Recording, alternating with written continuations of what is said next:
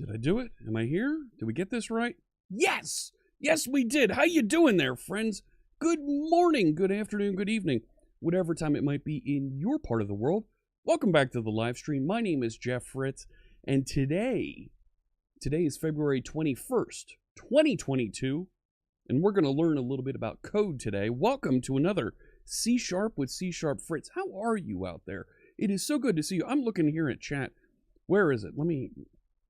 What's going on here? They moved some things around on me over there. Hello, hello. Let me bring up, I was looking at the chat room just a little bit ago, and there it is. Now we can see it. They're right over here. They're hiding behind that sign. Hit the button. There it is.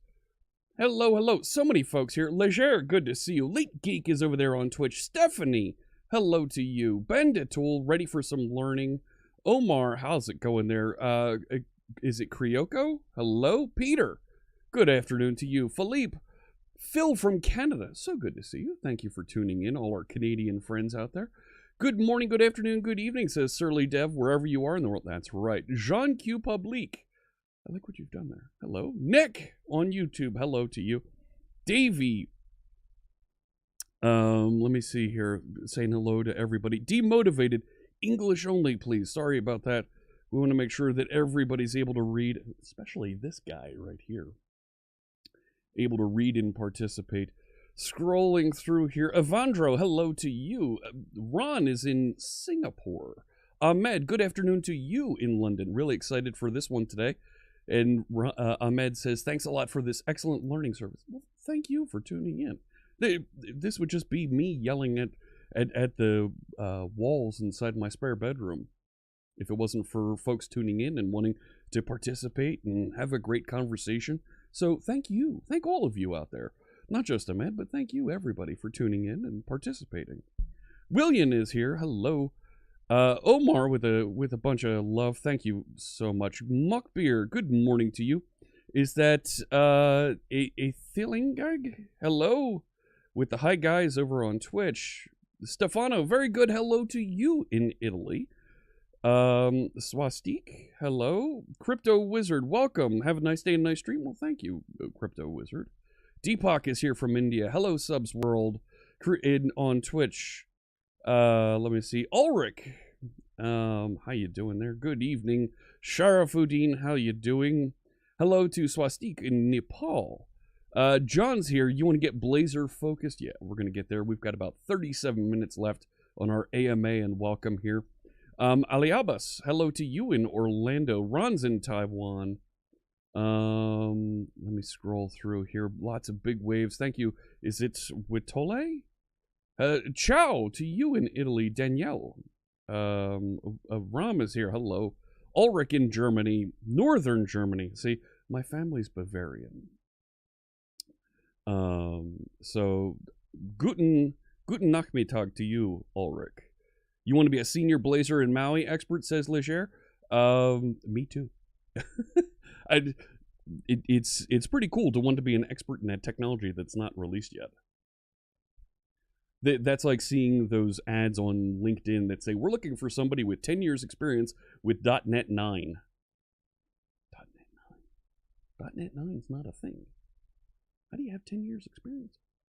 That's pretty amazing stuff. Hello, Terry is here from Canada.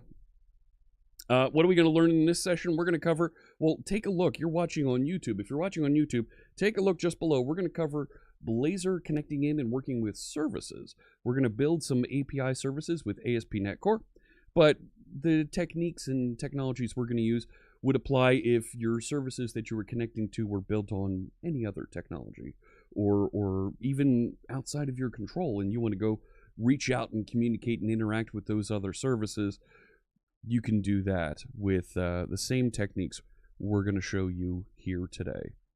Let me pivot and get that. See, that's so much better. Yeah. Let me see here. Hello to you. Dr. Cox is here on Twitch. You've come with questions today, says, is it Drupal? Very new to Blazor and came from web forms recently. Well, that's what this next 35 minutes is for, to answer questions and go through a little bit of AMA. If there are questions that we covered in previous videos in this series. I'm going to defer on those and redirect you over to those videos. But things that are on the topic of Blazor, C#, .NET 6, happy to talk about. Yvonne, how you doing there? Says hello to .NET family from across the world. Thank you. Absolutely. I'm glad folks love the videos and content. Rishab asking, how does authentication work in Blazor with pre-rendering enabled? My first page is a login page. How can I manage authentication in app.razor? Can I talk about it? Actually, we're going to be talking about authentication not next week, but the week after. It's coming up. It will be another video in the series. There's a service that you install inside of your Blazor WebAssembly application, and you have it connect back and talk to the identity on the server. Yes, I am answering most of the community members, visitors' questions. Thank you, Sharafuddin. Let me see here. That's a better screen to read through these. Am I going to mention ways of securing Blazor server to third-party services? When we get into security, yes, we can certainly talk about that. I have some content, some things that I've built over on my Twitch channel, particularly that secure Blazor server with Twitch, using a Twitch login. There's all kinds of login plugins out there available that you can use to connect in and well, allow users to connect in and interact with your application. Let me get some music playing in here in the background, and I'll come back and say hello to some more folks and answer some more questions. Do I want EDM today? Yeah, let's do EDM today. Sure. This is Stream Beats by Harris Heller. This is music that's DMCA free, royalty free. It's and there's music in all kinds of genres available out there. But I'm listening to a Spotify playlist here. Yeah, there we go. And you can too. There's also playlists for Apple Music and Amazon Music out at streambeats.com. You can even download the songs if you'd like. All kinds of genres out there. Thank you so much to Harris Heller for making this music available for us to listen to today. Subhan, hello to you in London. Chris Birch has a question. Let's pause for that question. I have a component that uses on-initialized async. This is called twice. The first doesn't finish. This means the component is rendered twice. I need to see more of that. I need to see more of that code. Drop me a line on Discord. We can talk about that tomorrow on my Twitch stream. I don't know what to tell you without seeing your code. So sorry about that. Jason, hello to you in Kenya. Folks, looking forward to the identity session. How you doing there, Ionescu? Good morning, John Peter. Jason, come on. Is Blazor Hybrid available in the current? No, it is not. No. The current .NET 7, the first preview that was released, is laying the groundwork for all the features that are going to come after it. And quite frankly, the Blazor team right now is focused on .NET MAUI. And shipping .NET MAUI. Once they're done and they have that shipped, you can start looking for Blazor features in .NET 7. But the Blazor Hybrid and Blazor capabilities are for .NET 7 are not going to be in the box for a couple months. Look for at least June, July, August until you start seeing those roll out. Drupal Q on YouTube says, started using Dapper for SQL since I've never used Entity Framework. Ah, okay. You're having some difficulty populating data grids from a list using Dapper. Okay. Advice would be awesome. So if you're using a data grid component from a vendor like Infragistics or Progress Software, DevExpress, they have some sort of a data source object. It's going to be a collection that you're going to bind to with it. Take a look in their documentation for that grid and how you wire that up. Once you connect that, once you fetch that data and you load it into whatever that variable is that your grid is binding to, you're going to, if it's not happening during a normal event, you're going to need to call state has changed and see if that lights it up. ED, oh my gosh, ED says I love the show. Thank you so much. It could be an await scenario. Yep, that could be there as well. Scrolling through here. Crypto Wizard has multiple projects connecting to one project. When I start the main project and try to retrieve data from the other projects, I get an IO exception. Unable to read data from the transport. Existing connection was forcibly closed. That could be a lot of things. I would need to see some code to get through there. No, I need to see a little bit more of what's going on there. Robert Tables is here. Hello. Lycan1534. How's it going there? Ray Lewis. Hello, hello. Ricardo is here from Angola. Sharafuddin asks, when can we use WebAPI, OpenAPI, SignalR, gRPC services? What is OpenAPI? We're going to go through all of those except for gRPC today. So, and absolutely, we'll get through a lot of that. Sharaf, how are you doing in Egypt? Good afternoon, late afternoon, I think it is in your time zone, your part of the world. Thank you so much for tuning in. My goodness, dude, did we get folks from, what, Europe, Africa? We got some folks from Pakistan there we saw. I thought I saw some other folks from Asia as well. Do we have any South American folks tuning in today? Anybody? Argentina, Brazil, Chile? Let me know. Jawed is here from Pakistan in Karachi. Good to see you. Payman asks, which data access method do I prefer? Entity framework, Dapper, something else? I like using a mashup of all of them. I like using a little bit of each. Entity framework is great when you just need to do those simple CRUD queries against just the existing table, but when you need to do something more complex, Dapper fills a really great need there that I like to use. But honestly, some of the databases that I've been using, some of the NoSQL databases I've been using, I'm not using any of that. I'm using their direct APIs. So, Seva says, sending and downloading files as well as Excel generation and more. I don't know what that question, that's side chat going on. What's the best for hosting Blazor WebAssembly, asks Ethelingag on Twitch. I like Azure Static Websites right now. It doesn't give me pre-rendering, but I can do, if I need pre-rendering, if I want to use that, I would go with hosted inside of a container on Azure App Service. So, real easy to use, package everything up and ship it over there. Great stuff. And they're from Brazil. Look at that. Oh my goodness. A couple folks from Brazil. Victor's here from Brazil as well. Okay, so we got South America, Asia, Africa, Europe. Anybody from Australia dialing in? Can we get all the continents?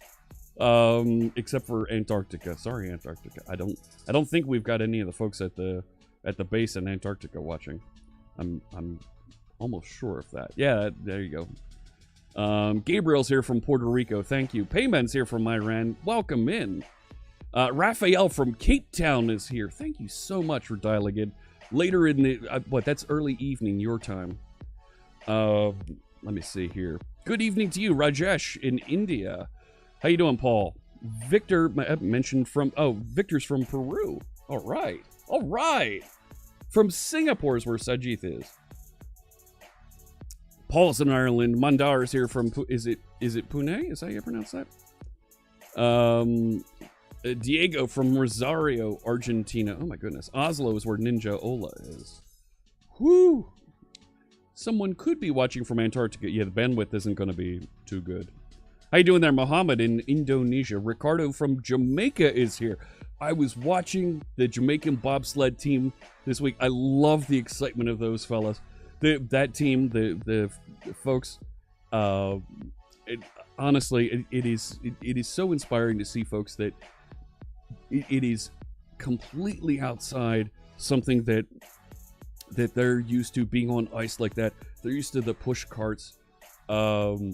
It's so exciting to see folks that are inspired and they go out and they give it their best. Awesome stuff. Really is.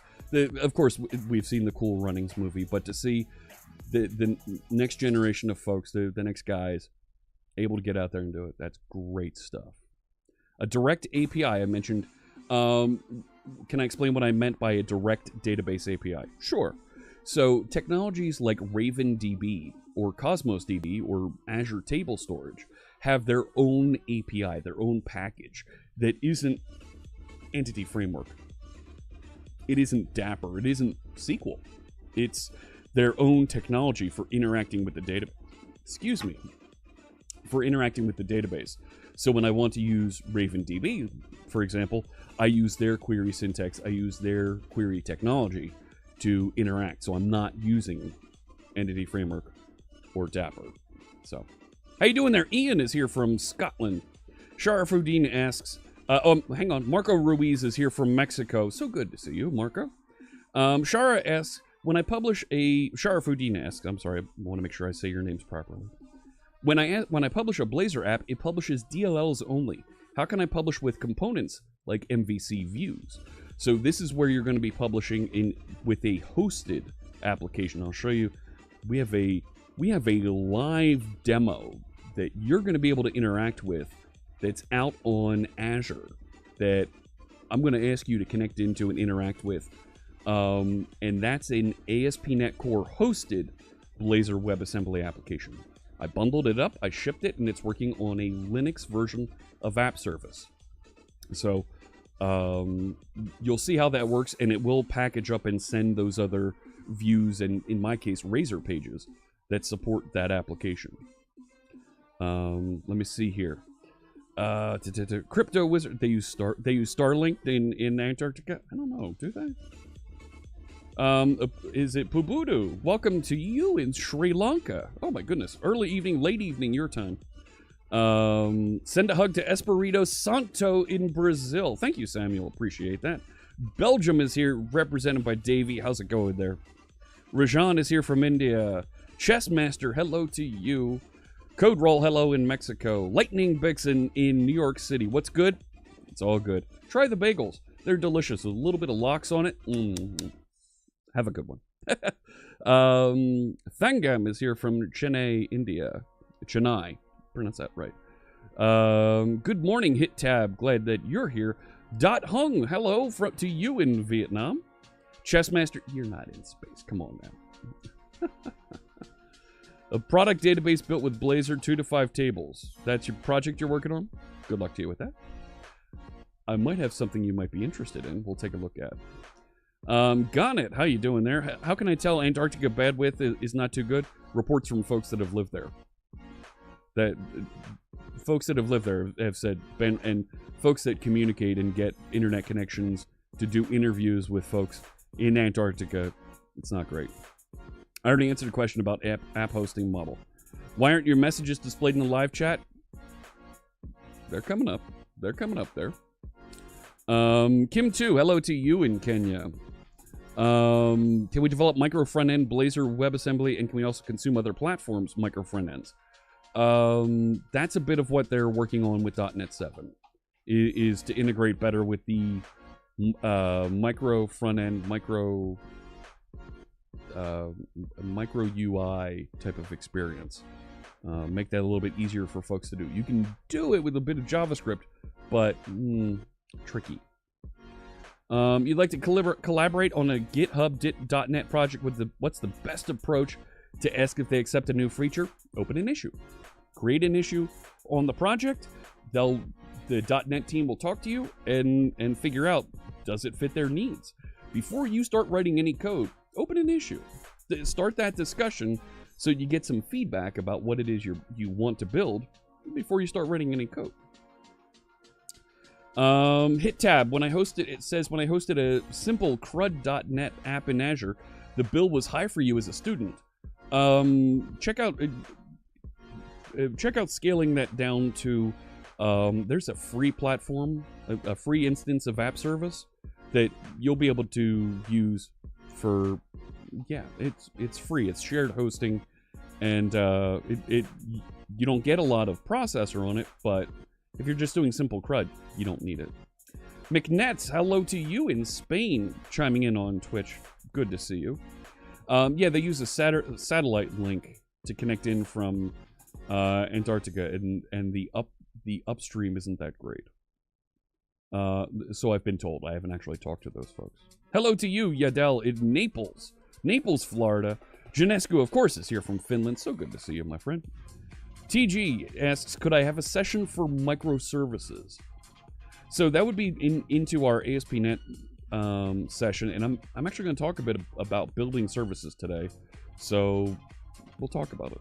We'll talk about it, but getting in and actually focused on microservices, I would refer you to a video on the YouTube channel from my colleague Nish, who does a fantastic session on microservices.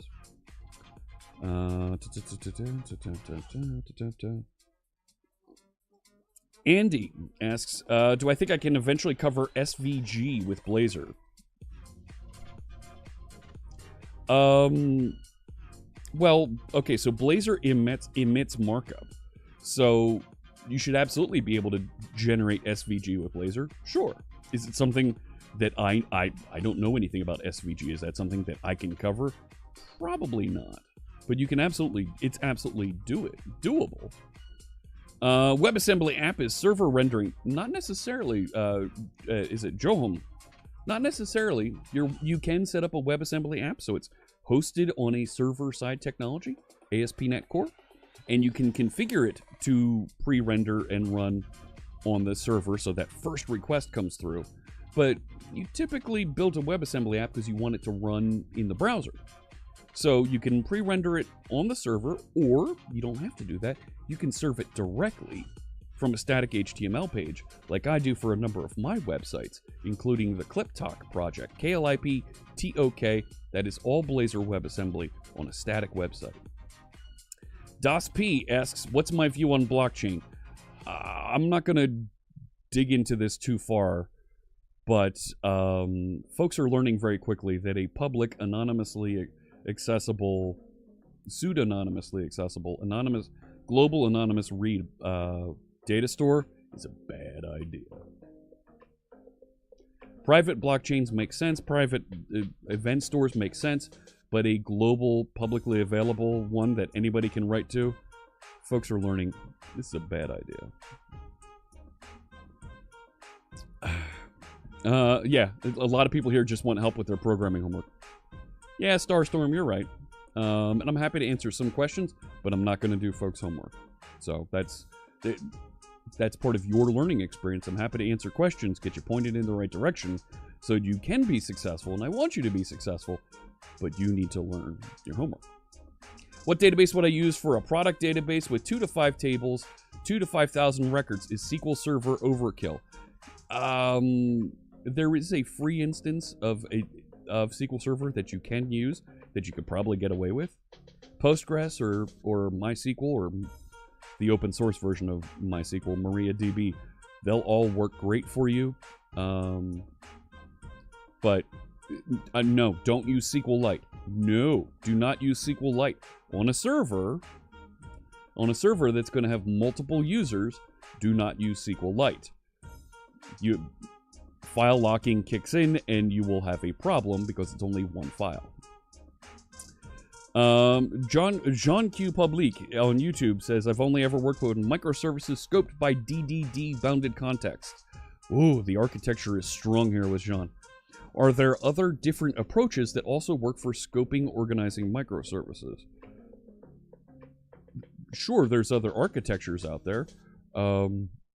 I can't name them off the top of my head, but sure, you don't need to use DDD to define those, but you can certainly group things by entity, group things by business area, and still work very well there. Partisan, hello, good to see you. Save asks, how to solve RAM problems. I get a stream from a minimal API. It's a 100 kilobyte file. Blazor WebAssembly spends 2 meg on this stream and doesn't release. What are you doing with it? You're doing this. I would need to see more. I would need to see more of your code. And getting that much data into a stream, you need to dispose inside the browser. You need to make sure you dispose to release it. What do you mean the public aspect isn't the issue? Are you kidding? Are you kidding? Did you see the news this weekend? Get back to me on that. Any decent NuGet package for handling indexed DB in Blazor projects? Not one that I've worked with, no. I use local storage. There's a Blazor local storage project, BLAZORED, local storage. That does a nice job working with local storage, but that's not indexed DB. I would need to dig into that a little bit, but I'm not familiar with it. CodePilot asks, how involved is .NET in cryptography? I'd like to get into cryptography, but I've seen more C, C++ related projects. Well, what do you mean by cryptography? Just being able to encrypt things? Yes, there are APIs so that you can encrypt and use SHA, MD5, RSA-based algorithms. They're available. They're available on all the platforms. So, what are you looking for there? Thank you, John, the Browsma, for jumping in with the questions about memory use. Leet Geek is here on Twitch. Leet Geek says, I know you stream on Twitch and YouTube. Is there a better experience watching on one versus the other? No, not really. No, they're the same. What's the cheapest way to run Blazor server? Use a Azure App Service and use the free install, the free shared SKU that's available there. Mohammed says, hello, I'm new at .NET Framework. Is learning Blazor harder than JavaScript? No. Learning any technology takes a little bit of work. I think what makes Blazor easy for folks to learn, and what makes Blazor so compelling, is that same C# language. You get the help of the compiler and the tools telling you what does match up, what does line up. Having a strongly typed language like C# means that you get feedback from the compiler before you ship any code. That's an advantage. Do I think I can cover IndexedDB in Blazor? I'm planning an errata stream next week. Do me a favor, Andy. Open an issue in the C# with CSharpFritz repository on GitHub. There's a link to that repository just below here on YouTube. Click over there, open an issue, and drop in comments about what topics you'd like me to cover. And that goes for all of you out there. If there's a topic you want to make sure that I answer, a question you might have, some code sample you want me to look at, open an issue on github.com/CSharpFritz. Let me grab the link. Fritz, grab the link. Grab the link to the issues. We can share that. And you ask a question over there, and I will answer it in a future stream. There we go. There's a link to it. Let me see.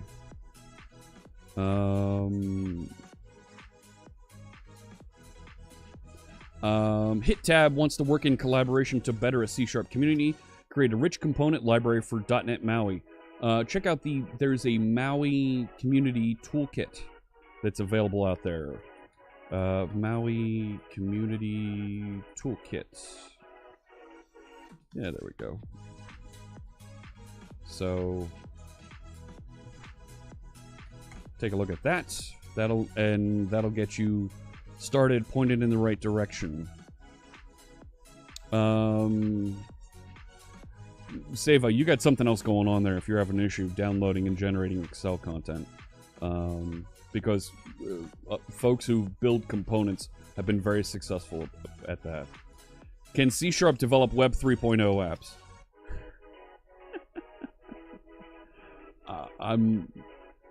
I've been quite vocal about my opinion of Web 3.0, distributed finance, and blockchain, and the scam has just started, okay? Don't do it. Learning Blazor is much easier than learning JavaScript, says Andy. Yeah. Marco Ruiz asks, can I point in the right direction to ship and run a Blazor WebAssembly application inside a Windows Forms without using Electron? The sample that uses WebView 2. Yes, there are samples that use WebView 2 on the docs website. I don't know any off the top of my head, but do me a favor, Marco. Open an issue on that GitHub repository that I just shared. I'll post it again. But that's not it. where's the other link? That was the other link. I think that's a fine topic to cover. That link. I think that's a fine topic to cover in our errata session next time. Encryption over web stuff with more and more sensitive data. Encryption is more in demand, so wondering if .NET had good web security. Oh, yes. Web security. Yes, we do have good things for web security. Absolutely. WebView with Blazor and WPF and Windows Forms. You're right, Andy. Is real easy to do.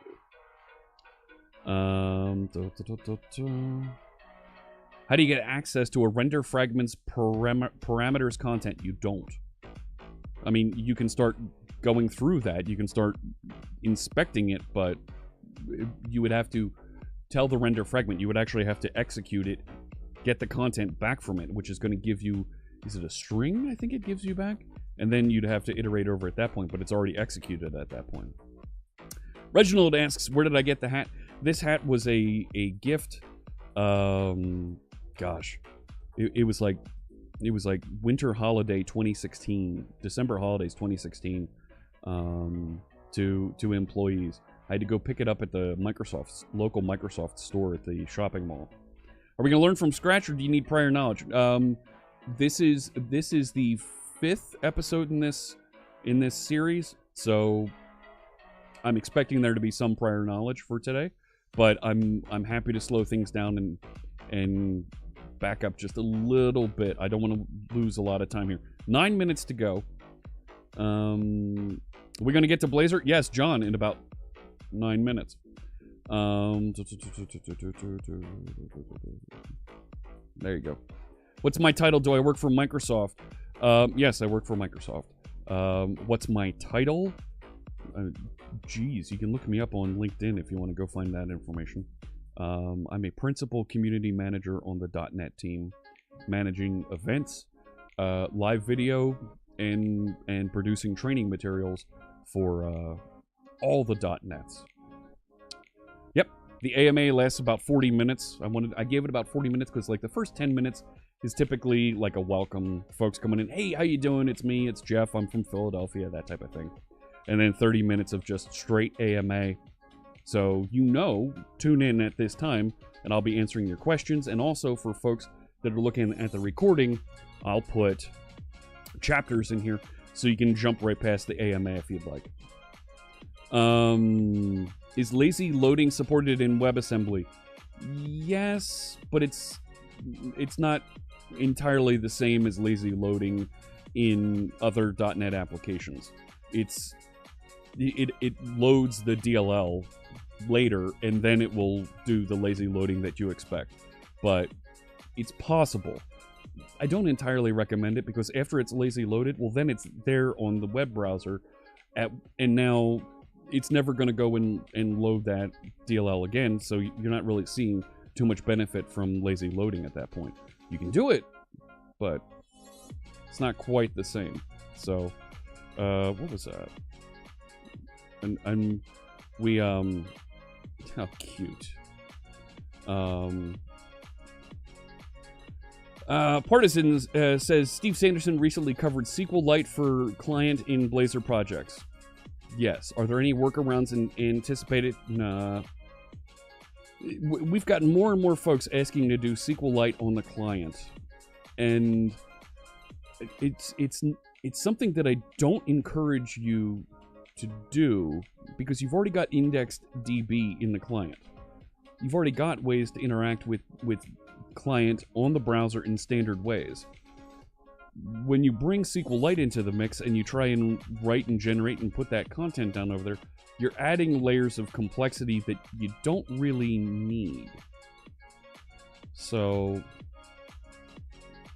are there workarounds? They're looking to do more things to make loading native DLLs easier, but I don't encourage it. Jason Bach, good morning to you. I had some great conversations with Jason over the weekend, and we're going to show a little bit of, I'm not going to show the newer versions of instant APIs we've been working on, but I'm going to show just the basic demo getting folks started with that. Babak asks, Why do I see a page flicker when navigating to a URL by force? Because with Blazor, it's reloading and restarting the entire application. So, what's the base approach for deploying Blazor server app and continuous integration without stopping site on local server? GitHub Actions. How long will the stream last? We're here for 2 hours. We'll be here to 11 a.m. Eastern. So about another hour and 20. 5 minutes to go here in the AMA. How you doing there, Dukasoft? Surly Dev says, Jeff's unofficial job title is Uber Geek Streaming Overlord. Well, at Cade asks, when does .NET MAUI deploy? I think they mentioned it last week on the .NET MAUI community stand-up. They're going to be deploying it in May. Daniel says, I live in Russia. I really like to study .NET. Well, thank you. Welcome in, Daniel. Appreciate you joining us. It's a late evening for you, but I'm glad that you're here. And of course, this is all recorded and available on YouTube afterwards. This episode is not just on YouTube, it's also on the Visual Studio Twitch channel as well. Please, you don't have to ask questions multiple times. I do see every question and I answer them. How are you, Thindall? Good to see you. Layla Codesit is here. How you doing, Layla? So good to see you. That's our friend Layla Porter from VMware. Hello, welcome in. Watching stream while reading the docs. Amnasini is still starting, but Blazor looks amazing. Well, thank you. Yeah, at Cade, you're on a one-way track here to getting muted. Starstorm works at a primarily .NET shop as a machine learning developer. Very cool. You can run some of that machine learning tech in the browser with Blazor as well. How you doing there, PC Nerd on Twitch?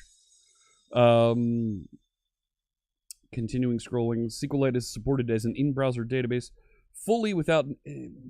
Yes, but once again, do you really need a full native database in the browser? If you do, you're doing web development wrong.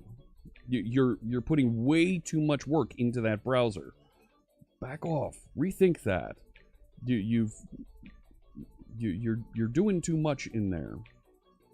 How you doing there? Paddywhack Fowler. Okay. Hello. Colin Mahai Pavel asks, does .NET 5 go end of support in May? I believe it's May. If you go to .NET, scroll down in there, choose support, official support policy, checking here, .NET 5, yes, May 8, 2022 is when .NET 5 goes out of support. .NET 6, you can upgrade to very easily, and you'll have support on .NET 6 through November 2024. So I encourage you, if you are on .NET 5, get over there to .NET 6.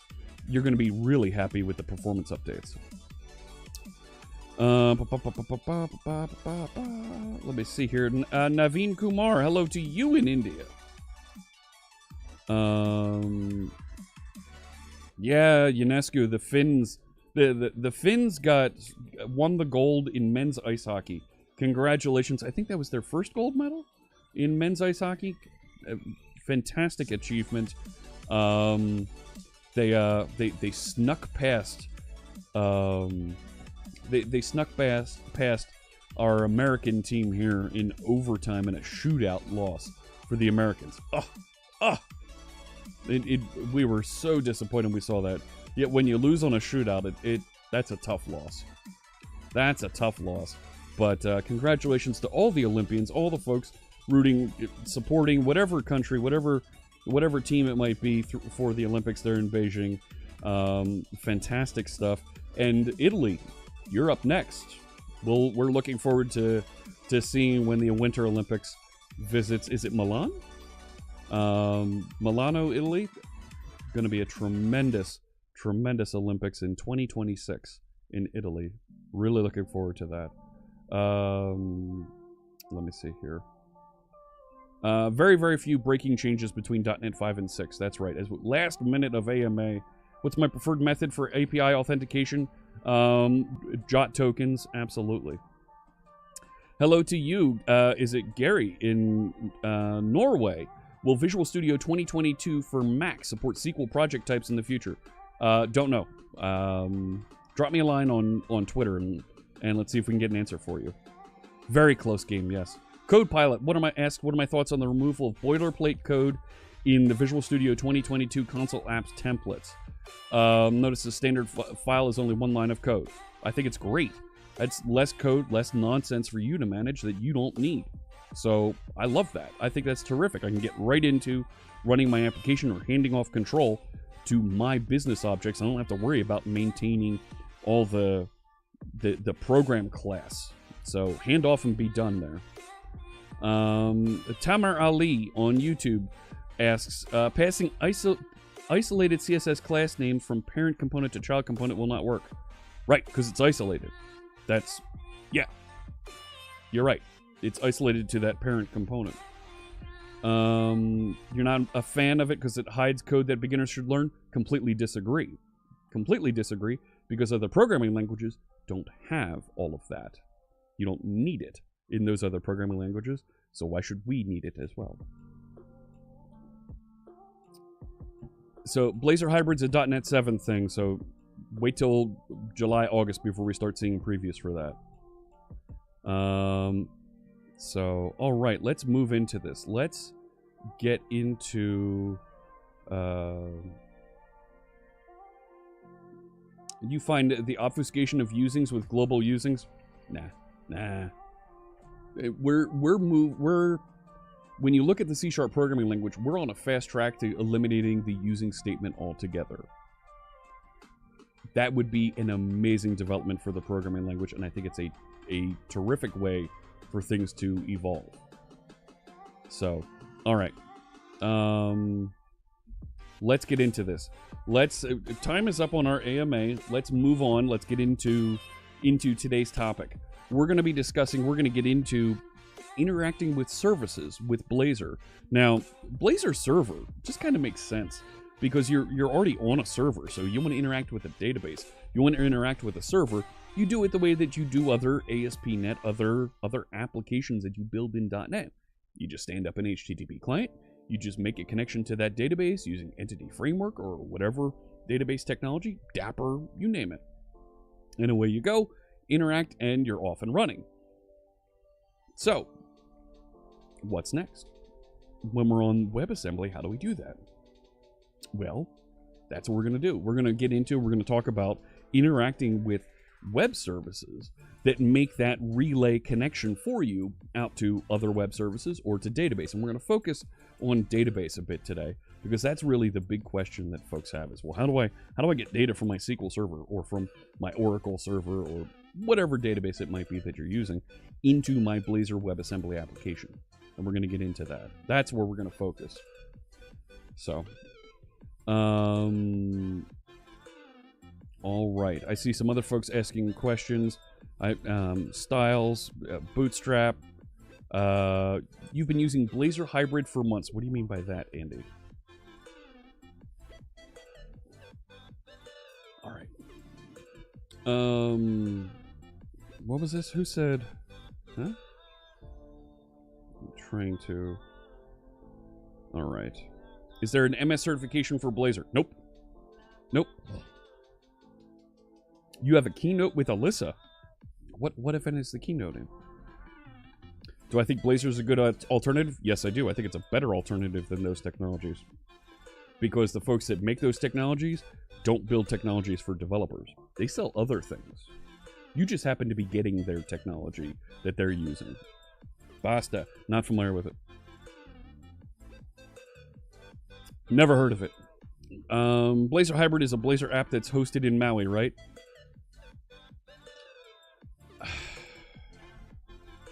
We need to work on our nomenclature. So there's Blazor Maui. There's right? And the hybrid that folks are starting to talk about around .NET 7 is part WebAssembly, part server. Big .NET focused German conference. Oh, neat. All right, yes, let's get into this. Let's get into the topic. I'm gonna see. I've got a lid for my coffee cup, so I can cover that up. I'm gonna head over to the other scene. See, it's right over there. And you're seeing. I moved. I have a Connect 4 set up over here. So on my Twitch stream, we play Connect 4, Chat versus Fritz, and I'm undefeated, 4-0. Chat can't beat me in Connect 4. That's over on my Twitch stream. We're over there and talking and playing Connect 4. Let's get things turned over. Ready for using and talking about the other. It's rigged, not rigged at all. Not rigged at all. Coffee to keep the day? Absolutely. Absolutely. Here we go. All right, let's do this. Let's head over to the other scene and get ready to build and talk about assemblies. I'm sorry, not assemblies. Services with Blazor. Here we are. Hello, friends. It's me. It's Jeff, and I'm over here now. Now, how did that go so far out of focus? Like, I get this thing focused ahead of time, and I get it all set up, and I don't get it. I don't get how it goes out of focus like that. Right? No, I'm even more out of focus now. Ah! I don't want to be doing camera setup, and I do manual focus on this so that I can see and get everything right. That's better. Now you can see me. There we go. How you doing, friends? Let me get through my teleprompter here. Chat sets up a Connect 4 bot. Go ahead. Try me. All right. Now we can see sharp. Right, there we go. We are on session 0305 using Blazor with services and databases. And look at that. My install for Visual Studio finished just in the nick of time. Let's open this up and go back to... Yes, I know it did. I know it did. Let's go back to GitHub. C# with CSharpFritz. And thank you. We're going down into sessions. I see a couple more issues open there. Some folks sending over some ideas for content. Thank you so much. So this is where we are. We are in season 0305 services, okay? There is a README that I started in here. I'll add some more content into this and even some screenshots. But all the source code that we're going to work on today, all the demos are right here. You can download and try them on your machine. These demos work on Windows, Mac, and Linux. They even work on an M1 Mac. I had this running Friday on my Mac. So we're in good shape to allow folks to build and work with this anywhere. Okay? So, scrolling through here. All right. Did I try using vertical tabs on Edge? No. All right, let's do this. Let's get in and talk about this. So, you're building apps with Blazor. It runs Blazor WebAssembly. It runs in your browser. So, how do I get data in there? And that's why we need to use APIs. We need to build API services so that we can connect in and interact with them. Just like folks that are building JavaScript apps that run in the browser, whether it's React, Angular, Vue, they need to request data from somewhere else to paint on the screen, or post or put or delete data from those other services so that they can interact with them on screen. And that's what we're going to do. And I've got a number of samples that I've built here for you that we can go through and use. No, I'm going to click through in here. That shows some of the various API technologies that we have available to you with .NET that are going to get you successful quickly. All right? We want to make sure that's something that you can get into very quickly. Layla, have a good one. Great to see you here. You want to install DS4? DS4. How can I leverage NPM packaging in Blazor WASM projects? Why? Why would you package a Blazor WebAssembly project with NPM? Use NuGet, the .NET packaging for that. All right. Recent projects. Yeah, that wasn't the one I wanted. Nope, we are in over here, down there, in this one, and there it is. So I've got 4 demos. 4? 5. 4. 3? 4. 4. 4 demos that we're going to look at today around interacting with and building these various APIs. And the first one that we're going to look at, the next one's going to be pretty interesting. I think you're going to like the next one. Let's start with the simple one. When you build services, this is the initial demo that you get, the initial template that you get when you build a Blazor WebAssembly application and you say, I'd like it to be hosted with ASP.NET Core.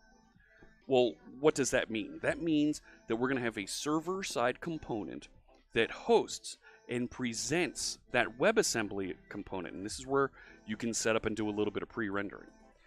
Well, when you're hosting that WebAssembly project, you can also stand up services in that ASP.NET Core project that you can interact with.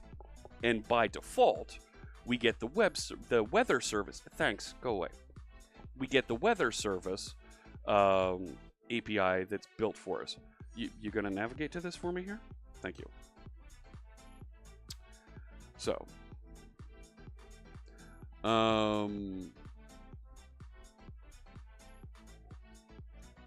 can I, session suggestion, explain the differences, use cases between Blazor WebAssembly and the hosted? That was session 1. Covered that 4 or 5 weeks ago.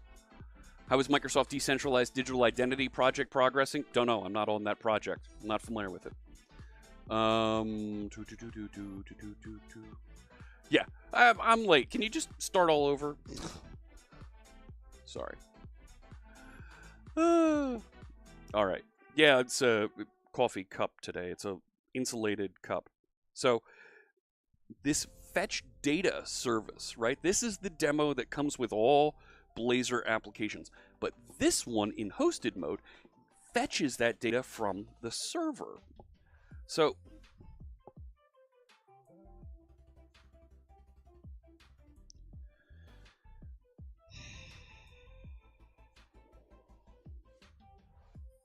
go away. So when I refresh this, I don't want to be down in there right now. I was on my network tab. I don't appreciate you navigating wherever willy-nilly you want to go. There it is. It fetches this weather forecast, okay? Got that data and presented it on the screen over here. Now, that's nice. It does the thing. We get that data back and we put it on the screen. What's compelling about how we do this with Blazor is that we can share and reuse that content. So here's my weather forecast object. This is my business object for what a weather forecast is. And it's got those things that you see on the screen over here, right? Date, temperature in both Celsius and Fahrenheit, and some sort of summary. Now this is fake data that it's just generating and painting on the screen here for me. But it's the same business object. I can share this business object from server to client. Consequently, inside of my server, I have a controller. There's my controller. And this is an API controller, right? You see it defined there as an API controller. It inherits from controller base. And when it receives an HTTP GET, it's going to do some random number generation here. And it's going to return this array of new weather forecast objects. So I'm generating weather forecast objects on the server, and I can reuse that same object here on the client. Now, I'm injecting my HTTP client, right? This is how I'm going to do my fetch to go get that data to interact with. And down here in my onInitialized,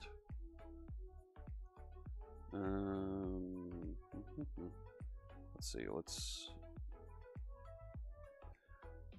I'm getting from some endpoint as JSON format a collection of weather forecasts, and I'm going to weather forecast. Weather forecast is the URL that's defined here. Now this route with the controller in brackets like that says create a route, create an address that this controller is going to listen to that is everything before the word controller. So weather forecast. So that's how this is able to go fetch data from weather forecast, and it hits that get. This get method right here. It generates those weather forecasts and sends it out.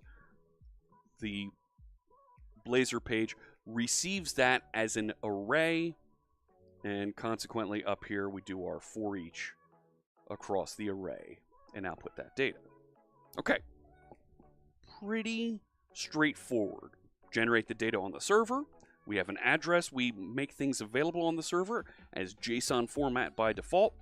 Our Blazor page knows how to request that data from the server, and we have a shared object that we're using to pass that same shape of data back and forth between the server and WebAssembly. Let me take a look at chat and get caught up here.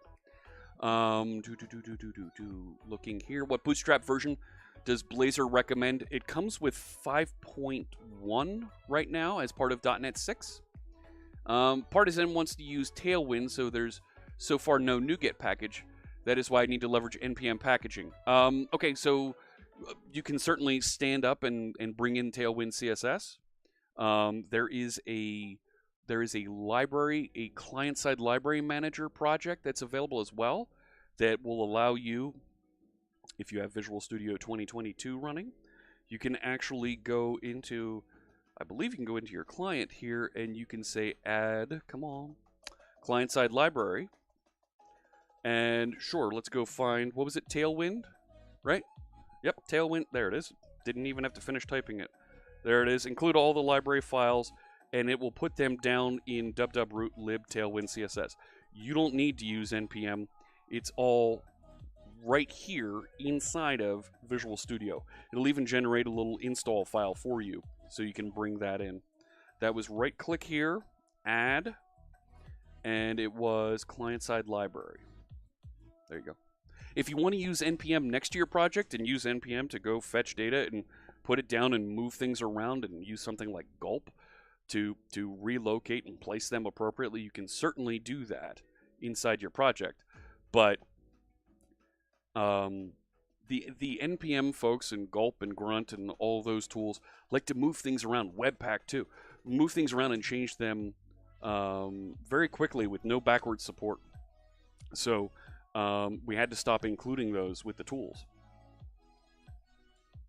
because it was just not maintainable for us how quickly they move and break things with no backward support. So you would also be able to get and share data just by using this class. Asks Tim Deutschland. You can get and share data. Yes. Yeah, you're getting data in that format. Yes. I see questions back and forth. How does a repository fit here? Asks Babak. I hope that's how you pronounce it. Let me know. If you were using a repository model instead of entity framework, you could set up a service here that has all of these. So you had a front-end repository, right? A repository for your user interface that knows how to go and do those interactions, right? And has the connection to those services laid out appropriately. if you have that same repository signature, an I weather forecast repository signature, you could implement and have it be with, right, have a HTTP client version of that repository that knows how to connect out to the service. And you could also have a server-side version of that that's developed with the exact same signature that knows how to connect out to Entity Framework or Azure Table Storage, or choose your favorite NoSQL database, MongoDB, Cosmos, RavenDB, and return that data. So you have that same repository now in both locations, same repository signature. Then when you want to move your Blazor WebAssembly code to the server, because you've implemented iRepository, iWeather Forecast repository, you just change what you're binding to, and all of your user interface code works. Is that response in a JSON format? Yes, it is, Lethal Error. By default, .NET APIs, ASP.NET Core APIs are delivered in JSON. You can apply formatters. It's inside the program CS or startup CS, depending on. Anyways, you can add into the configuration formatters if you want to work with your data in XML format, CSV format, protocol buffers. There's NuGet packages available that you can add, and you can light up those formatters so that when you send in the appropriate headers that say accept text/CSV, you'll be delivered a CSV, a comma-separated value format, when that's requested from the API. But the APIs in ASP.NET Core respond to the accept encoding and content type HTTP headers so that you can get the data in the format you want when you specify that format in your request. That's why you come to stream, says John. Learn these random facts you wouldn't get elsewhere. Well, thank you. I think that's what. Yes. Let me see. Can I put the repository in the shared project and access from both the client and server project? You can put the interface there. You won't be able to share the full implementation. Will there be changes if you migrate from Blazor Server to Blazor WebAssembly?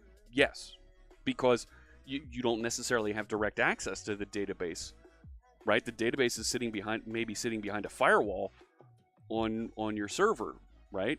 Your WebAssembly isn't going to be able to access through that firewall.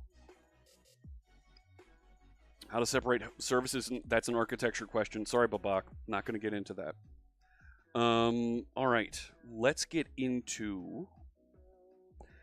Let's take some next steps here. So we showed just a little bit of getting that data, and hey, run that again. Getting that data and presenting it on screen, right? There we go. Docker shouldn't be running over here, is it? No, I removed Docker from this machine. So when I F12, right, refresh that data one more time. There we go. There we go. Is there a pause somewhere in there that it's picking up? So that data being returned, right, there it is. It's a full CSV file, well, payload that we're getting. And, right, there's a little bit of formatting that's being applied here so that we can see this pretty easily. Oh my gosh, look at the white, doing a number on my chroma key here. So, all right. Let's take some next steps. It's nice to have an API out there, but really, when you start to want to do things that are more interesting, we want to do things like SignalR. SignalR is our live two-way communication technology that you can use to not just connect from client to server, but connect from server to client. Two-way communication, not just client saying, hey, go give me some data, or take this data and do something with it, but the server also notifying clients, hey, this thing happened that you should know about. Right? Let's talk that through. SignalR, we can set up on a server, and I'm using the old .NET 5 format here for things. You can set up SignalR on a server by adding it into your collection of services. And down here, you map a hub. You tell the web service, your web server, there's a hub. There's a SignalR hub available here, and I've called it /hub/emote. This is where you're going to get involved here, chat room. Everybody wake up. Tell your friends, tell your families, tell your pets. It's about to get really interesting here on Fritz's stream. So we're going to get into a hub here that allows two-way communication from server to client and client to server. So I have a hub called Emote Hub. And this is a hub. This is a SignalR hub that when folks connect to it, there's a standard onConnected method here that is going to get back information if there's any grouping going on here. But I'm going to increment the number of folks that are connected, and I'm going to send to everybody, hey, this is the current number of folks that are connected. And I have an onDisconnected method here that runs whenever, right? This is a standard, you see it there, it's an override. These are standard features in a hub. When someone's disconnected, well, decrease that count and notify everybody this is the new count. You need to do something with this. So, let's talk about this. That's fine, but I'm going to add another method here. I want to send emotes to everybody that's connected. So I'm going to increment a count of the number of times emotes were clicked. I'm going to take whatever ID was passed in here, and I'm going to send it out to all the clients and say, hey, this was clicked, and I'm going to increment the number of emote clicks. Do you see where this is going? So I've got a way to communicate to all clients that are connected, send this. So how do I connect a client? Inside of a Blazor client, no, let's start with this one. I can set up buttons, whatever, like my user interface is. But here, I've set up a connection builder, hub connection builder. Give me a way to connect to a hub, to a SignalR hub. Here's the location, /hub/emote. And if I go back to startup, /hub/emote. Okay, so this is connecting to that hub, and we're going to start that connection. Now, where did my await? Hang on. Yeah, this one's fine. So up here, I have a collection of buttons. When you click on one of these buttons, and we've seen this on-click syntax before, I'm going to send a digit into the button click method, and the button click method is going to say, well, take that SignalR connection and invoke. Call this method on the hub, send emote with that number. Sound familiar? Send emote. So I'm calling a method on the SignalR hub, and this method is going to send these messages. Well, those messages aren't here. Dispose, we're going to make, when this page is disposed, we need to make sure we clean up our SignalR connection. Where does it go? It goes on to this page. On this page, there's my hub connection builder. I'm connecting to the same hub. Build it, and now I'm going to listen for methods from the server. I have a method here called flyEmote that I'm creating, right? So button click calls send emote. Send emote calls flyEmote on the clients. And here's the flyEmote method on the client. It's receiving that button ID, and I'm going to call a JavaScript method called flyEmote, and this is going to put an emote on screen. I'm also going to receive a count method here, and I'm going to increase the number of clients, and I've also got a clicks method here that's going to increment the number of clicks out there. See, this state has changed? State has changed is a way for us to notify Blazor an event happened outside of your normal workflow, and you need to refresh part of the screen. Okay, so let's do this. Let's get into this. I'm going to start this application so you can see it, and then we're going to have a little bit of fun. So I'm going to come down here to the SignalR server project. I'm going to start this project so you can see what it is, and then I want you to get your browser ready to go to a website where we can have a little bit of fun with this. You're going to ask me this every time? Like, I said no. Got it. Go away. Load up that. There it is. So here's my 9 emotes that I want to be able to send. So when I click these buttons, it's going to send a message out to my SignalR hub on the server. And that hub is going to send out that message so that anybody that's listening for that message, for that fly emote message, receives it and does something with it. So let me open the emote. Okay. So I have 2 clients connected. That's right. This one and that one. How many times have the emotes been clicked? I'll click this one. 1, and there goes my emote across the screen. No, no, no. Okay. Now, this is Blazor WebAssembly running in your browser that we're able to interact with.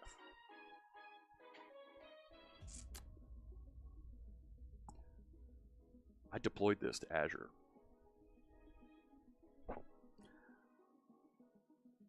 This is out on the big Microsoft Azure.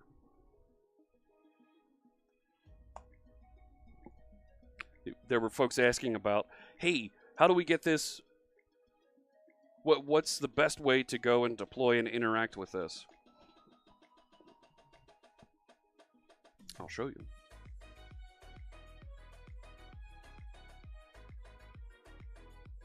Oh, there it was. This one. Yep. So here it is. This is deployed as a Linux, as a Linux-based app service out here, and you can see my app service plan. It's a standard 1. No, we don't want standard 1. Hang on. Let's scale this down. Show you that I don't even need that. Yeah, look at that. That's $70 a month. They put me on by default. No, I want the freebie. This one. 60 minutes a day compute, 1 gigabyte of memory, and it's completely free. All right. Who's that? Is it Teoma? I'm not sure how to pronounce your name. Saying C++ is better than C# over there on Twitch. C++ has its place. C# has many more places, and I don't have to write and maintain as much code as C++ does. So I like not having to clear memory all the time and manage my processor, but when I need to, yeah, I'll use C++. So let me show you where this website is again so you can go to it, so you can start this up. That's my app service. There it is. Head out to C# emote demo. Come on, load up there. Let me put this into chat so you can click it. So I need to use over here. Type it right, Fritz. C# emote demo Azure websites.net. It's redeploying. That's what's going on here. Because I changed the size of that app service plan. I should have just left it. So, there it goes. C# emote demo, Azure websites.net. Click that link. And you'll have the buttons out here. And I'll have my emote screen. I'll put that on that side. There you go. And I can see other folks out there interacting with this. You're clicking buttons wherever you are in the world. It's coming into my server and getting played out. It's getting pushed out to everybody, and we're seeing all that information being painted on my screen there. And this is a little 1 gig of memory application. Okay? It's running in your browser. It's running in my browser, and it's painting all these on the screen. Look at those 56 folks connected. Now, SignalR does have a concurrent scale limit, right? You're going to run out of memory. You're going to run out of processor at some point. We recommend if you're going to be scaling to thousands of users, you consider using Azure SignalR service so that you can manage concurrently many, many hundreds, if not thousands of users. For the 51 folks that are connected right now, this is just fine. So,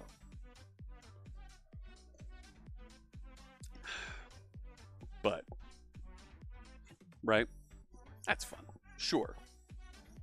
At first I wanted to put together and show the chat application, but then I realized some of you folks out there might have a little bit too much fun if I put a chat application out there. So I'm only going to let you click in on some of these buttons and send them in. So 77, 76 clients connected, 80. Look at them all. Here they come. Lots more loading in. And it's doing its best to keep up and send all these messages out to everybody. So, it's fun. Is pricing of Azure SignalR service reasonable? Depends on what you call reasonable.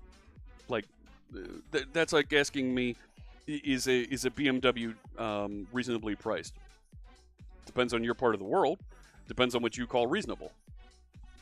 So, all right. I see folks have started backing out, closing the browser and all that. We're down to 35 now. That's fine. So, you got an exception? Ooh, wow. I think we broke it.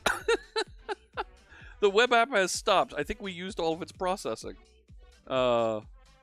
Neat. Show me what happened over here, huh? Oh, that's delicious.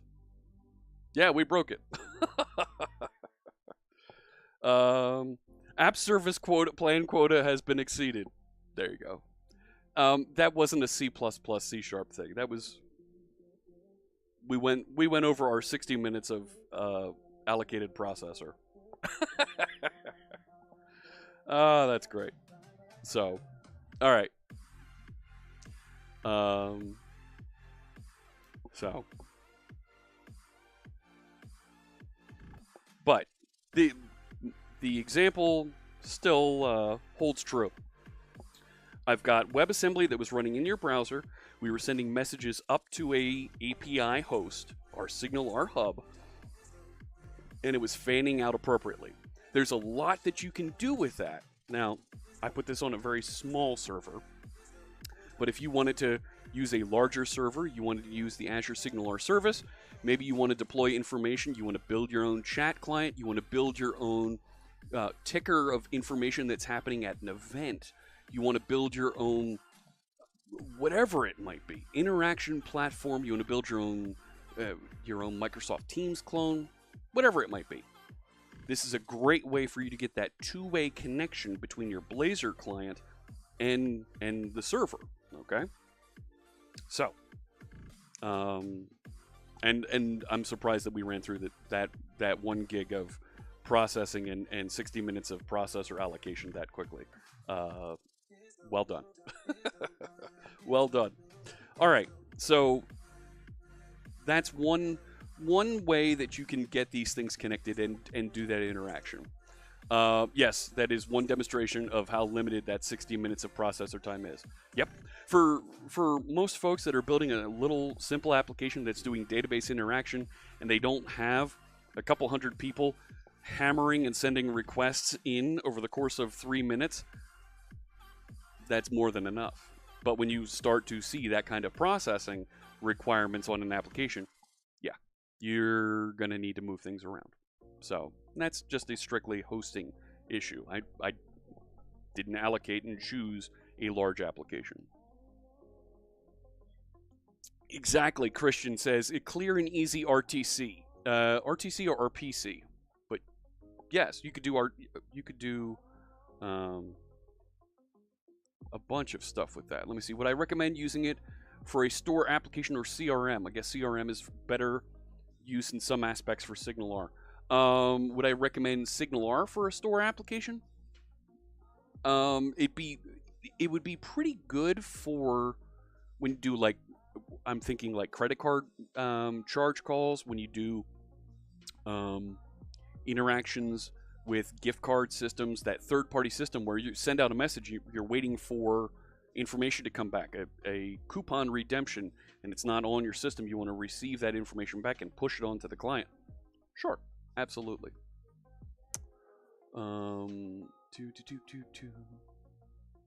Spin up my app locally with ngrok. Yeah, knock over this machine right here. No. An auction site would be the ideal. Yeah, that would be really good, right? An auction is happening. Somebody places a bid that outbids you, and you can push a message down into those folks that are connected and that are currently bidding and say, hey, you've been outbid. So real-time communication. Yes, that's what I'm thinking. Okay, real-time communication and then remote procedure call. I wasn't sure which side you were looking at on that. So, yes. Is SignalR good for live streaming? You can stream data with SignalR as well. There is a streaming API to it that you can use. I think there's other ways to do live streaming that'll be a little bit better optimized than SignalR. So, other technologies, other techniques you'll want to use. Okay. Let's move on. And so we've seen SignalR. Let's go back over to doing things with a bit of an API. Let's talk about OpenAPI next. So OpenAPI is a way for us to build a server. And you may have heard this referred to in the past as Swagger. And we're going to include and use a package here called Swashbuckle. And what this does, and see, pirates have Swagger. And they're swashbucklers. So they named it Swashbuckle. What we can do, and this is the .NET 5 way to do this. There's a little bit cleaner way to do this now in .NET 6. I can add Swagger generation into my configure services statement. And further down here, I can say use Swagger and configure Swagger user interface right here. Now, this project, this server project, has the exact same controller, weather forecast controller over here. I didn't change anything in this syntax. That's exactly the same. But if I go into and set my startup as this project, where is it? Set as startup. There. Right? And I click to go into this, now not only do I have my API sitting out there, but I generate this Swagger contract.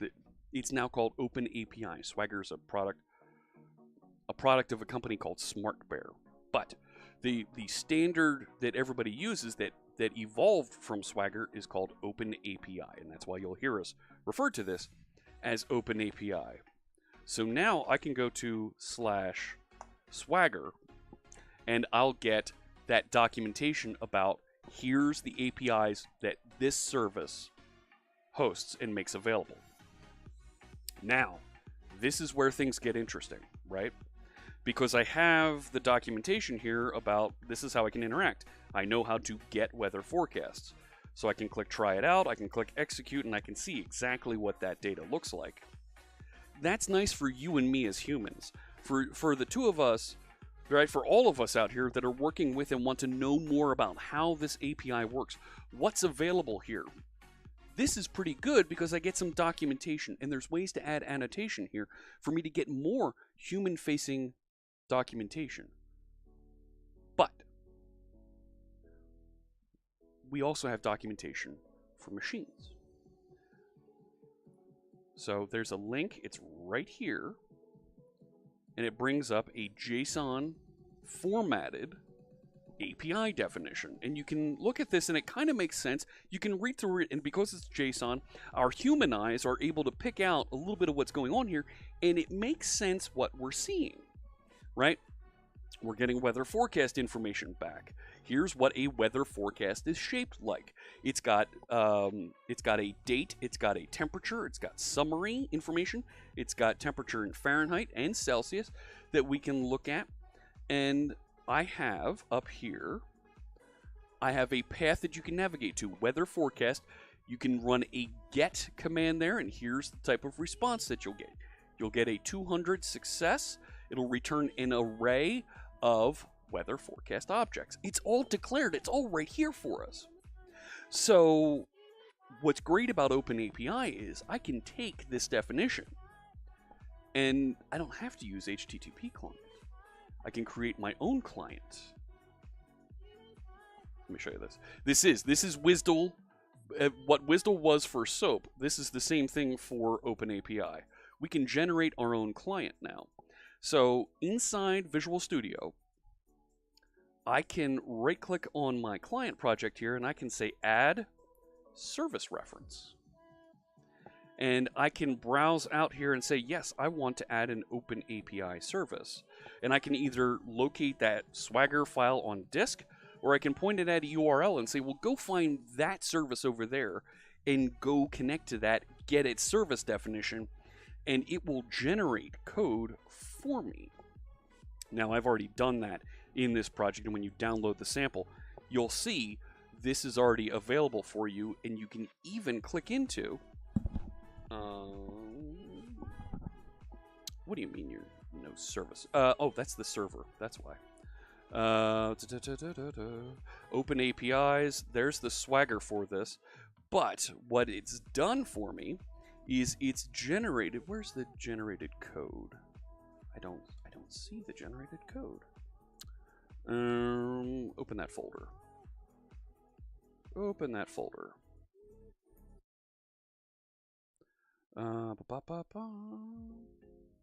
There it is. Right? Swagger client. Open that in Notepad. And it generated this weather forecast client for me. So now, instead of me having to figure out and go and say, well, what shape are things coming back and how do I interact with that?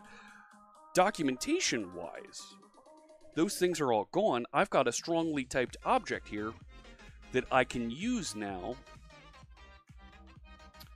And I've registered it. Let's put some carriage returns in here so you can see this.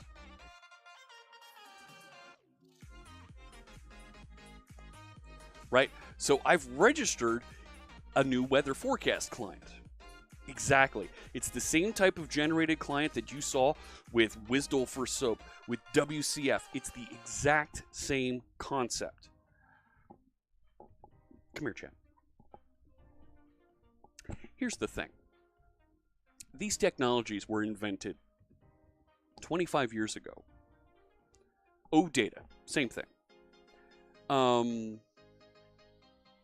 Folks don't like the way that this was proposed, it was implemented, and felt it was too Microsofty. And said, well, we're going to go and invent our own flavor of these things. And it's the exact same thing. Instead of moving the code like this, they're moving the code like this. Does that help everybody? Not really. But somebody thinks that this is a good idea. Somebody thinks, folks out there who weren't around in 2002, 2003, like this way better. Okay.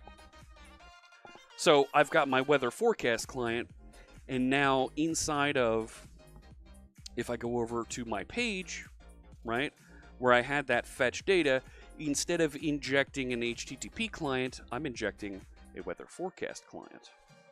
And instead of saying, well, go get data, I'm just saying client weather forecast async. And that returns a collection of weather forecasts. Now we're talking. You prefer this way better? It's the same thing. It doesn't matter to me if we do it this way or we do it the other way.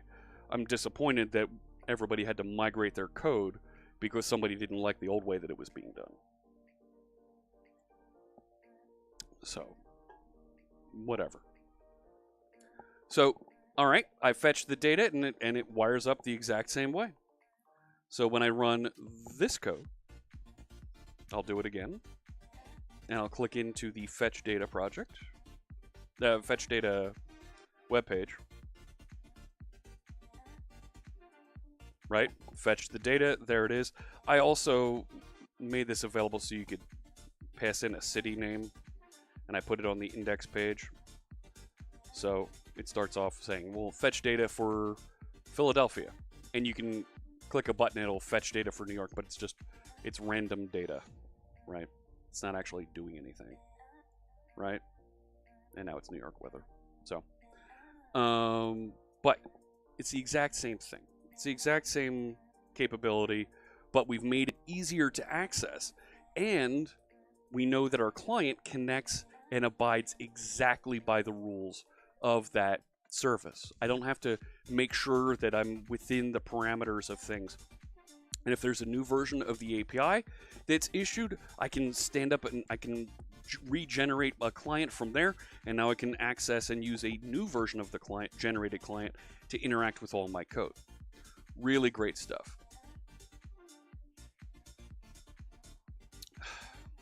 All right.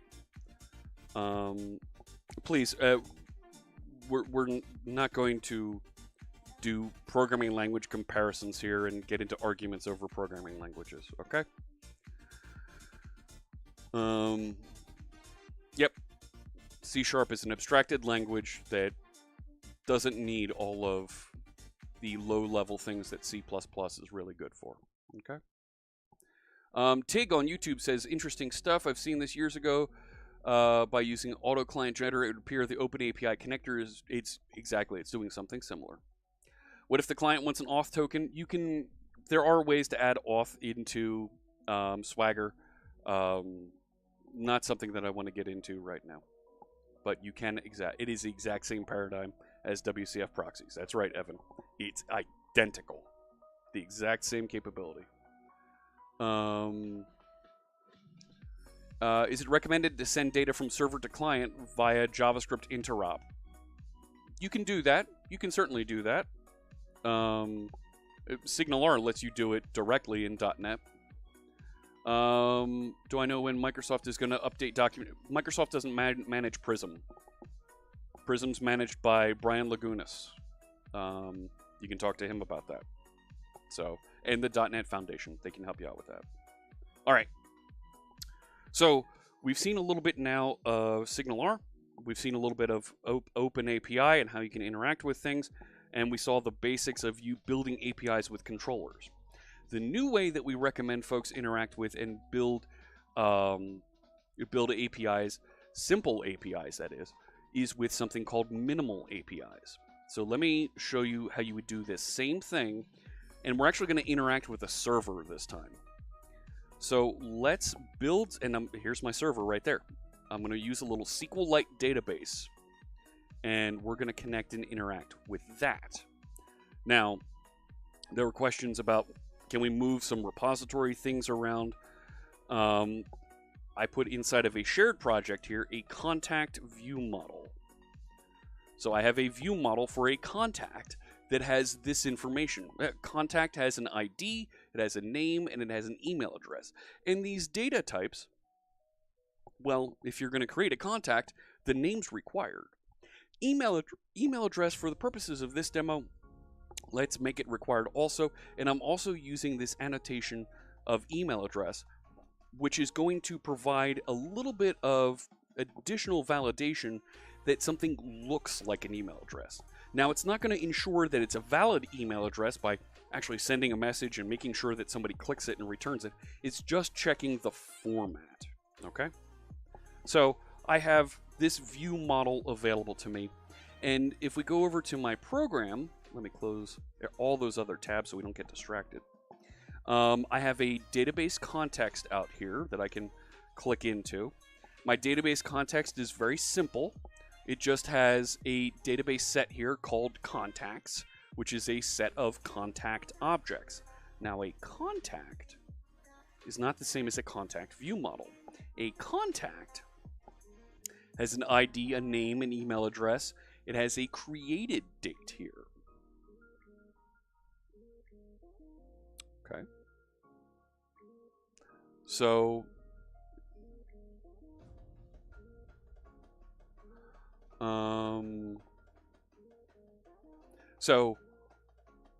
I don't want to send this down all the time, so I've set up two little helper methods here to convert to the view model. and convert from the view model.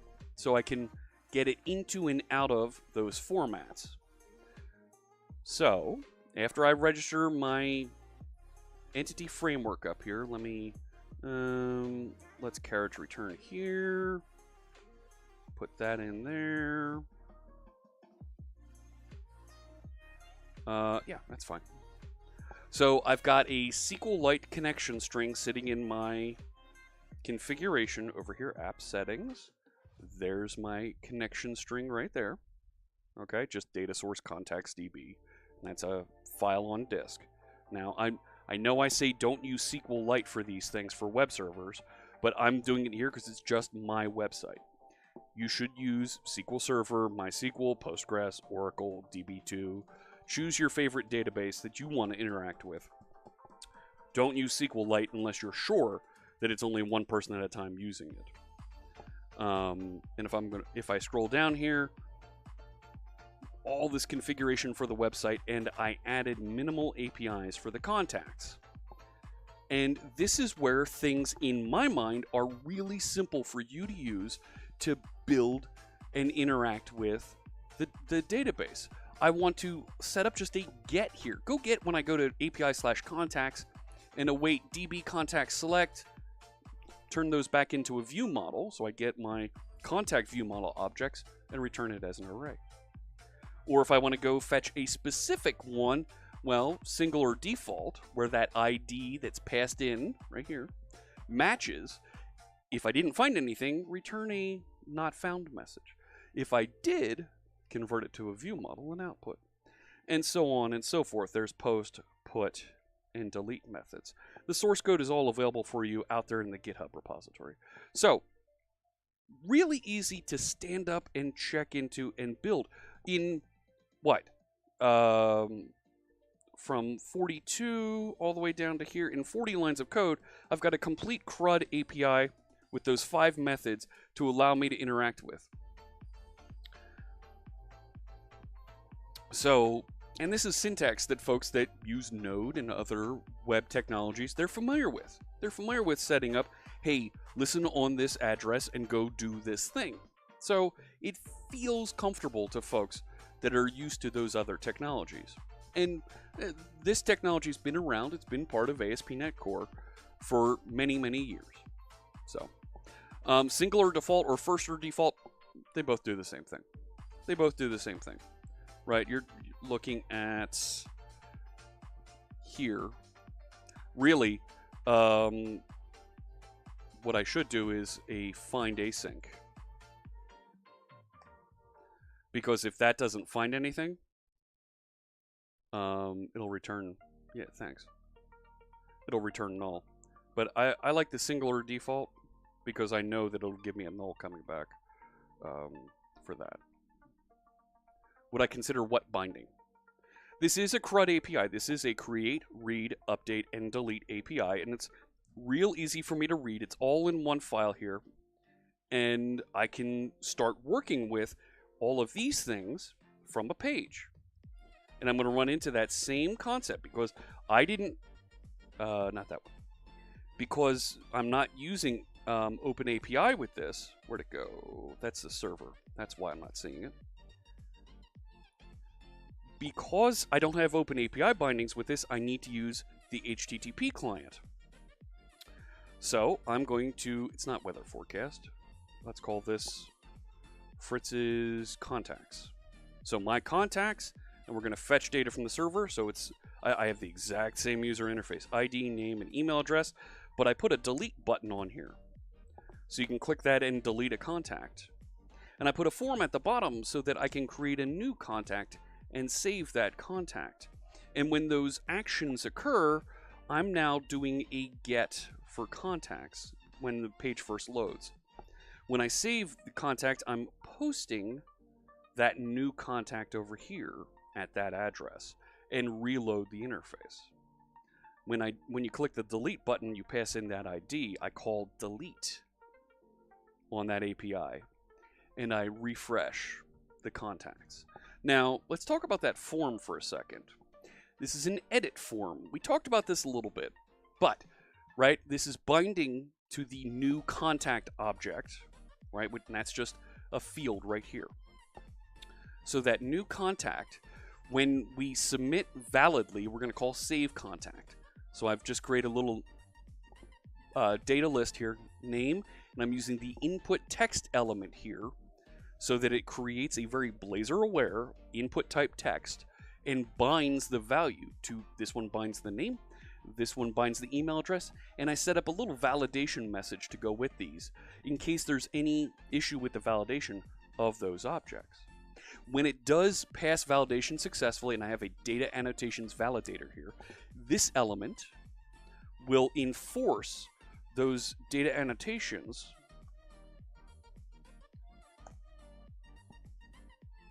that were added here. It'll enforce that this is required and that this is an email address and is required. Okay. Let me scroll up here. Yes, it is a messy program CS. Let's do something about that in just a minute. Can I explain about the helper methods for the view model? So inside my contact object, I added these two helper methods that hide those database concern fields that I don't want to be sent out to the browser, right? Or maybe I want to denormalize some of my data so that the data that's sent to the browser contains data from 2 or more tables aggregated together. This is a very simple scenario where I'm just dropping the create date that's been defined here. I'm just not including that in the data that's being sent to the browser. Okay. So the key annotation in the view model, what does it do? Actually, I don't think it does anything there. I don't think it does. I don't think in this application, I don't think it does anything. But when you go and push stuff, see, I should have the key on the actual contact model because it'll be treated differently inside the database. That said, there is a little bit of convention built into Entity Framework that if you have a field, a property named ID, it will assume that's a primary key. Okay, so let's run this project. That's this one here. Yep. Okay. Any tips to migrate from Oracle to SQL Server? Sorry, I don't. Which one is better, enforcing validations on the model or with the configurations? Why not both? It will do both. Okay. Oh, come on, man. So fetch data, and now I have this my contacts, and if I start keying in data here, fritz@mail.com, and it saves and puts data on the screen. Yes, you're going to start trying to convince, and if I try and click save, puts a nice little border around there, and I get my error message, right? Same thing up here. If I don't have anything in, as soon as I tab out, name field is required. And if I start keying these in, as soon as I tab out, and now they're up on the screen. And if I delete, click the delete button, and it deletes them. Okay? So I've got this easy interaction with a couple of very short lines of code around the minimal API. So this got me thinking. The more and more that I build these minimal APIs to do standard CRUD, right? That's 40 lines of code that I'm going to end up generating if I have other data types here that I want to use this same technique with. That's a pain in the neck. I don't want to hand write all of that all the time. And it makes for, like was said earlier, this is a messy program CS. I could move that out, and I've experimented with this, moving it out into another file, turning it into some sort of extension method that has all of my registrations somewhere else. And that's nice. But it's a pain in the neck. Because when I get to my next project, I got to write these same lines of code again just for that other data type. So it got me thinking. What if we had a library that would generate all these for me? Now, this is Jeff Fritz tinkering. This is me trying something. Hey, what if we did this? So I wrote a little bit of reflection code. And what if I could do this? Map instant APIs, that context. Go find the tables that are on it and generate all the APIs for me. What if I could just do that? That's pretty cool, right? In fact, can I add Swagger to this real quick? Can we add Swagger to this real quick? Just so we can see. Manage NuGet packages. Right, let's add Swashbuckle. You. Right, Swashbuckle ASP.NET Core. Yes, I know.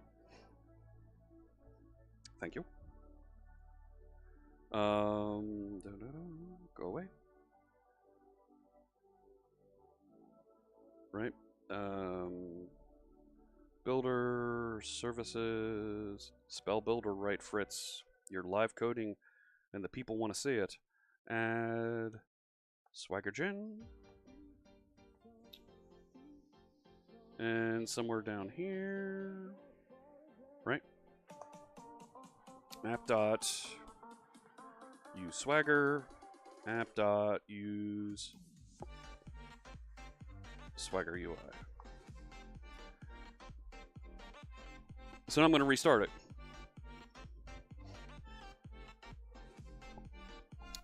And everything builds, everything runs. That fetches data.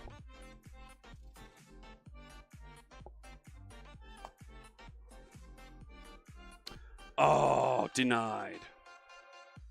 Why didn't it pick it up? I had this working. Why didn't it pick it up?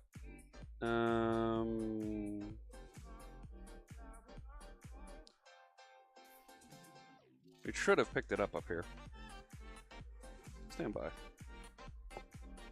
Stand by. I'm gonna go find that real quick. Wrong one. It's over here. Add Swagger Gen. That should have picked it up.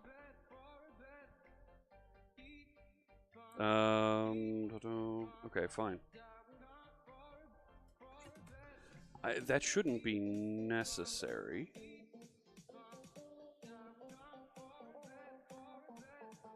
I don't think that's necessary, but it should have picked it up. Oh, which one is my favorite? I like the OpenAPI stuff. So I don't think that's going to pick up. No. Hang on. Yes, you. So the instant APIs, hey, are on CSharpFritz. Instant APIs, and the capitalization's all wrong there, but that's okay. I have it in here. Let's grab that real quick. Got just a few minutes left. Builder services, add Swagger Gen. Yeah, app use Swagger UI. Oh, I forgot to add that, so it knows to go find all the things. There we go. Now it'll explore and find it.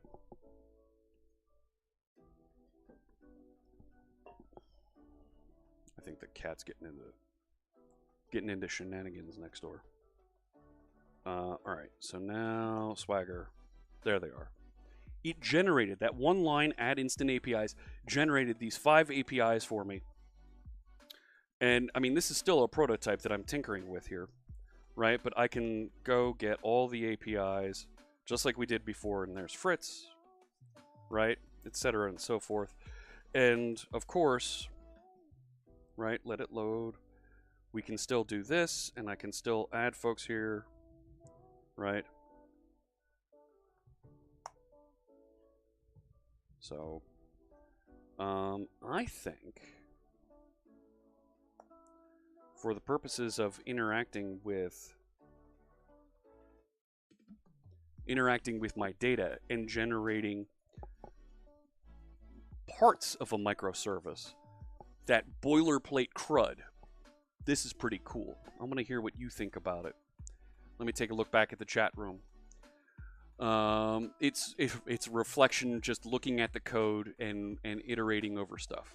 Yeah, Victor, you were right. Add the endpoints is what I missed. I hear folks say reflection is too slow. That starts up in a quarter of a second. And Swagger uses reflection behind the scenes anyway. Yep. Is Swagger paid? The Swagger tools from SmartBear are a paid service. OpenAPI is not. What if you need auth? That's a question that we want to address in our prototype here. Coming. If there's interest, if there's enough interest, sure, that sounds like something we'll build. Do I have a SignalR tutorial lined up? Probably a month or two down the line. Swagger is free. They have tools that they built around it at SmartBear. But, okay, if Swagger is free, OpenAPI is free. So, when I create a new app, there's a checkbox for OpenAPI. Yes, there is. So you don't need to remember to add these things. It'll just add them for you. So I believe I didn't put a link in the docs, in today's doc to get you out to the OpenAPI. Oh no, I did. That's the swashbuckle. Did I put? There's information if you want to generate docs and you don't have, and you don't have Visual Studio, there's a link there to go build those docs. I need to put links in here about some of the other OpenAPI topics for configuration. That's a very small API, though. Reflection is still less efficient and bigger DBs with more wider tables. We've talked about using source generators, and there's some pluses and minuses to both. For how little it adds to startup time, I don't see it's that big of an issue. But, yeah, it's like scaffolding on a controller. When I say boilerplate, I mean the default templates that you get out of .NET. When you say .NET new, or you're in Visual Studio and you say new, that's what I mean by boilerplate.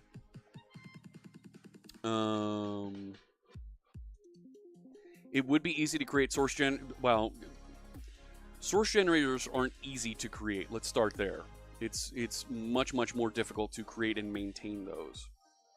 Can we create Blazor with identity? Yes, you can. We're going to be talking about that in 2 weeks. Will Blazor eventually get a dev tool similar to Vue React? What do you mean by a dev tool like it? You can click on a component and view the code. You can do that already. Take a look at the debugger inside of Edge and Chrome. You can get that. We have 1 minute to go here. Let me call it a day here.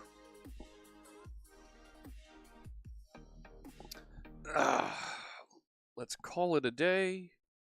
And we'll head over to here. Hello, we're back. You create source generators easily. 95% of the .NET developers out there don't.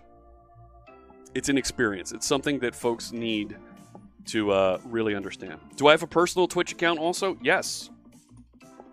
You can find my channel. I'll be broadcasting there tomorrow and talking about Blazor and building the ClipTalk application over on twitch.tv/CSharpFritz. Thank you so much, everybody, for tuning in. My goodness, this was a quick 2 hours, but we had a lot of fun today. We covered a lot. We went through, we talked about building APIs and requesting and interacting with them from Blazor. We used OpenAPI, we used SignalR to interact, and I even showed you a little bit about how you can do it with minimal APIs and get a great interactive experience. And you can also do that now with this concept that I'm floating out there of instant APIs. Let me know what you think of that idea. Those of you that are watching on Learn TV, hope you have a great day. And those of you on YouTube, we have a tremendous number of videos here for you on YouTube. Check them out. Just click the links up above to get into the .NET channel. Take a look at the videos, particularly for Learn C# with CSharpFritz or the Beginner's Blazor videos. Both of those are hosted by this guy, and there's lots of great content there for you if you want to learn more about Blazor. Thank you so much, everybody, for tuning in. And those of you that are on Twitch, it's time for a raid. Let's see who else is streaming on the big Twitch TV network. We're going to get you connected out to somebody else who's talking about tech, somebody else who's having some fun on the big Twitch network. And we're going to see what else is going on that we can have fun with. Scanning through here. Wow, folks that were expecting to be here live, they're not streaming today. Let's go over and let's visit with our friend Lana Lux. She's building games. Looks like she's got her 3D entity builder open, and she's building over on her channel brand new games with .NET and Unity. All right. So thank you so much, everybody, for tuning in. We're gonna raid over to Lana Lux. We'll see you later if you're on YouTube, and all of you on Twitch, get ready to say hi to our friend Lana Lux. Hope you have a fantastic rest of your Monday, and I'll see you tomorrow on the CSharpFritz Twitch channel. Take care.